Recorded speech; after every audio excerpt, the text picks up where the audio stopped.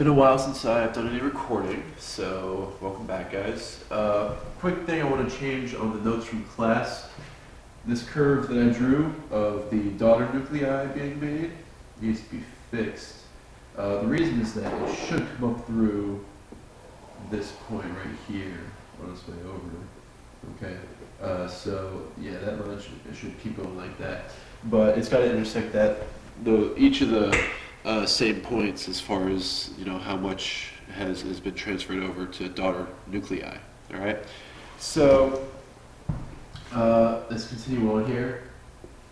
All right,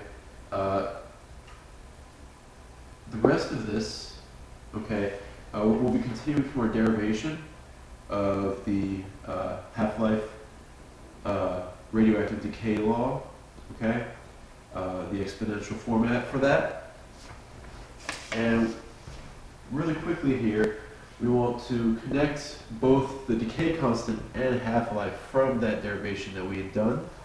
So to do that, okay, we know that at time equal to the half-life, okay, that we have half the original number of nuclei present. So if we look at our equation that we got from the previous derivation, relating the time to the number of nuclei present, okay? And we can substitute this in here. We end up with this right here. And the initial amount is going to cancel out on both sides here.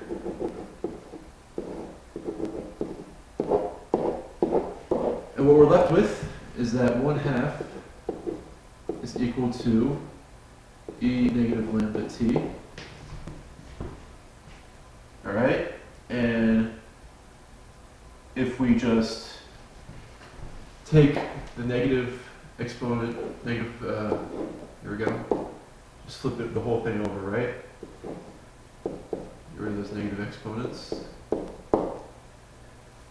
And we see that, continuing on here, natural log 2 is equal to lambda t. So lambda is just going to be equal to over t, which in this case is the half-life. Should have that written here actually. Should all the way up here at the top.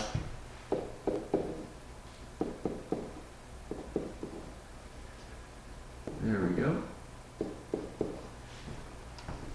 And this is the relationship between the decay constant and the half-life, how you can get one from the other. All right? Okay, besides obviously being able to calculate lambda, or getting it if you know the activity and the original number of nuclei present. So, the half-life of a radioactive substance is 10 days. The rest of these, by the way, are just going to be some practice problems. These are some good help to understanding these mathematical concepts. So, if we know the half-life of a substance and we know how many nuclei are present initially, the next question is, what is the initial activity? Express your answer in decays per day and in becquerel, which would be decays per second. So to begin with, all right, we can get the decay constant by using our formula from the previous page, and the decay constant will be in days. And from here, right, we can calculate the activity based on the fact that the initial activity is equal to lambda times the initial amount. So we have this.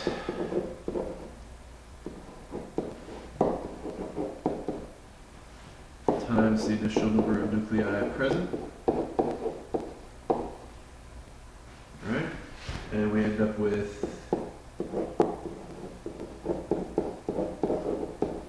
this many nuclei that decay per day. And if you want to convert that into seconds, right, it's also you just have to divide by 86,400 because that's how many seconds are in a day. you are all mathematically inclined, so I expect you to be able to do that conversion. Okay? You can definitely do that on your own. All right. Next, how many radioactive nuclei are present after 25 days? So, again, we go from here, all right? Number of nuclei present, original amounts, times exponential decay constant, negative decay constant times time. All right, so plug everything in here, and we have the original amounts.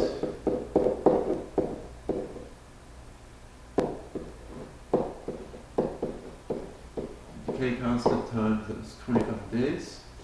So I have been 2.5 half-lives that have passed, okay, and you should have this much left at that point.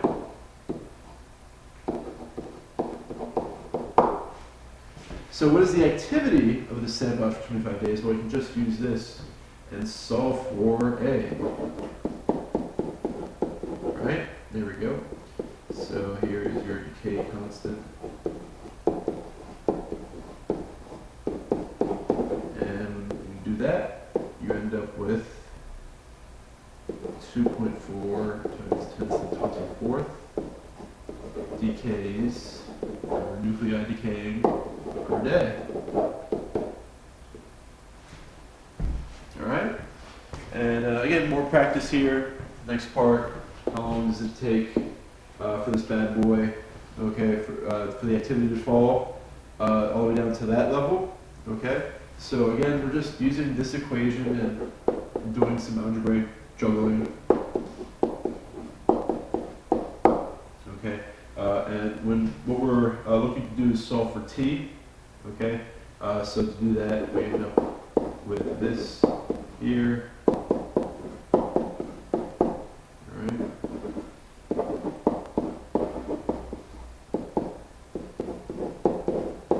So we see that the time is just going to be equal to natural log, negative natural log of a naught all over lambda, substitute all of our values. All right, and we can use the initial activity in here as well. From the very first part.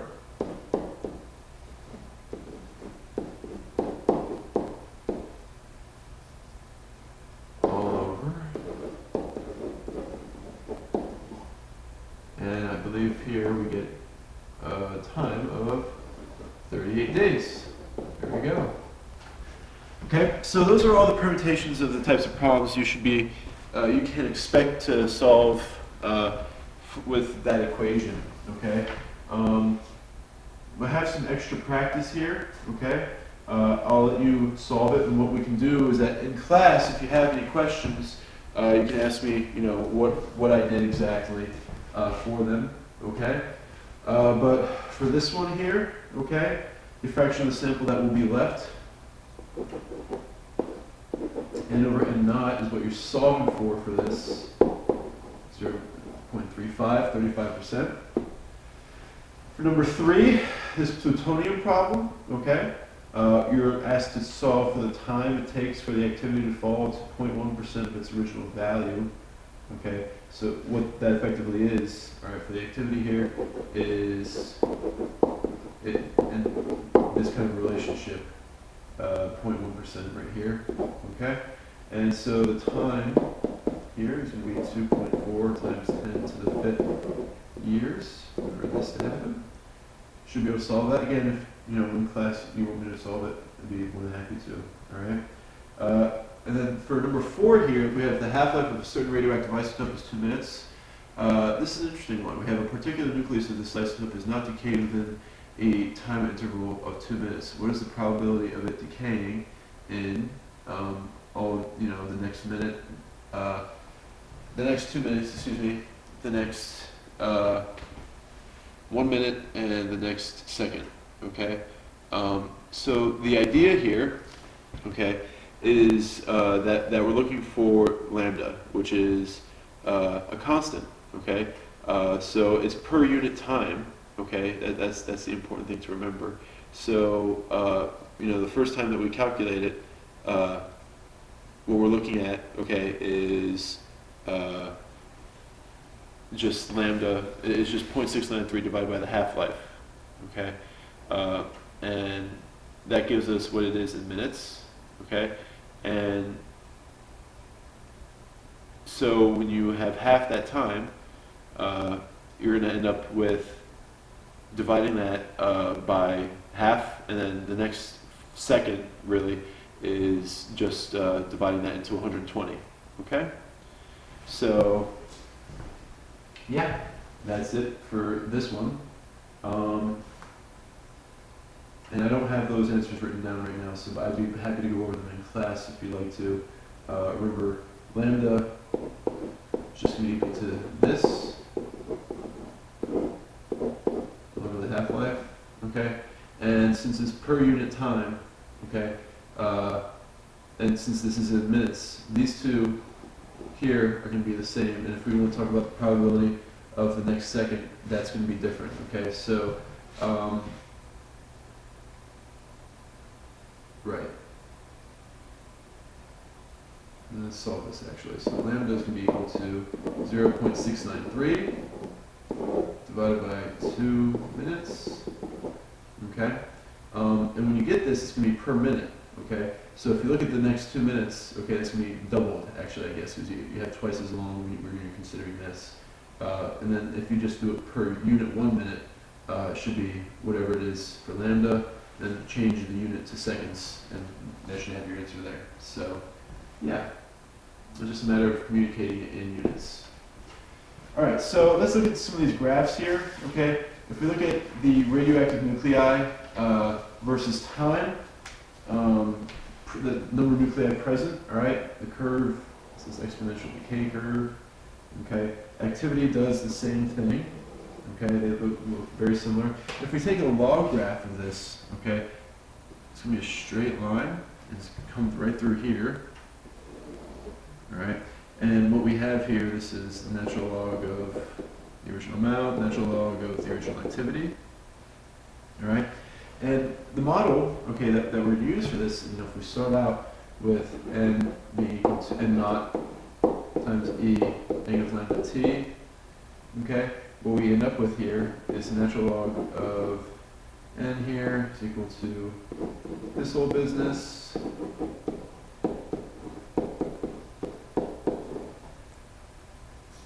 right, and when we do our math for this, using our log rules,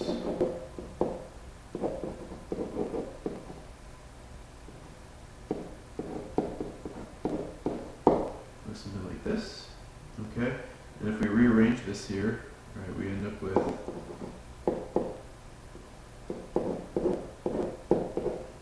and this should look like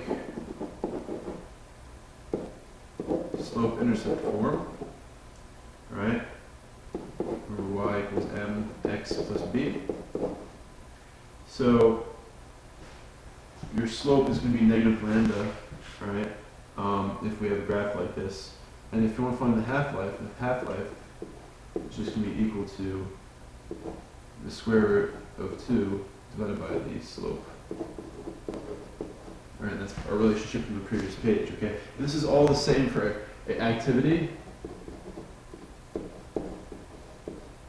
All right, we end up with the same type of relationship here.